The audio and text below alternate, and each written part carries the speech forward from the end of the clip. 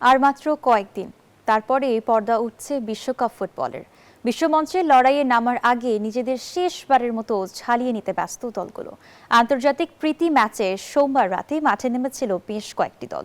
সেখানে প্রতিপক্ষকে গোল বন্যায় ভাসিয়েছে তুরস্ক। দাপটে জয় পেয়েছে কলম্বিয়া ও নরওয়ে, তবে ড্র করে হতাশ কানাডা।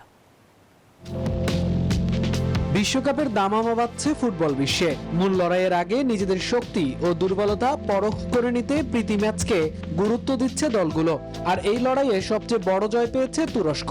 নর্থ ম্যাকডোনিয়ার রক্ষণভাগকে খড়কুটার মতো উড়িয়ে দিয়ে ৪-০ গোলের বড় জয় তুলে নেয় তুর্কিরা। ম্যাচের শুরু থেকেই আক্রমণের ধারালো তুরস্কের সামনে দাঁড়াতেই পারেনি প্রতিপক্ষ। গোল করেছেন ওরকুন, ক্যান উজুন, ডেনিস গুল ও ইলমাজ। যুক্তরাষ্ট্রের ১ নম্বর জিম চেইন গোল্ড জিম এখন আবারও বাংলাদেশে। বসুন্ধরা আবাসিক এলাকা ও বসুন্ধরা সিটি শপিং মলে। অন্য ম্যাচে নর্ডিক ডার্বিতে মুখোমুখি হয়েছিল দুই চিরপ্রতিদ্বন্দ্বী নরওয়ে এবং সুইডেন। জর্জেন লার্সেনের জোড়া গোলে সুইডিশদের ৩-১ ব্যবধানে হারিয়ে মাঠ ছাড়ে নরওয়ে। আক্রমণ প্রতি আক্রমণে জমে ওঠা ম্যাচে নরওয়ের ফরওয়ার্ডদের গতির কাছে পেরে ওঠেনি সুইডেনের রক্ষণভাগ। সুইডেনের একমাত্র গোলটি এসেছে আলেকজান্ডার ইসাকের পা থেকে।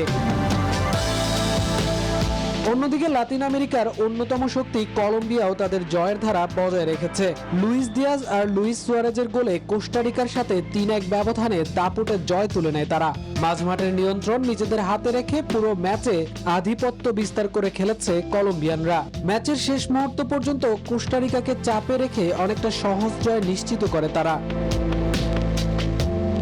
আর এক ম্যাচে কিছুটা হতাশা নিয়ে মাঠ ছাড়ে বিশ্বকাপের অন্যতম আয়োজক কানাডা। এশিয়ান পরাশক্তি উজবেকিস্তানের সাথে গোল-শূন্য ড্র করে তারা। ঘরের মাঠে বল দখলে এগিয়ে থাকলেও উজবেক ডিফেন্সের দেয়াল ভাঙতে পারেনি কানাডিয়ান স্ট্রাইকাররা। গোল-শূন্য ড্র নিয়েই মাঠ ছাড়তে হয় তাদের। বিশ্বকাপের আগে ঘরের মাঠের এই পারফরম্যান্স নিশ্চিতভাবেই চিন্তার বীজ বুনেছে কানাডা শিবিরে।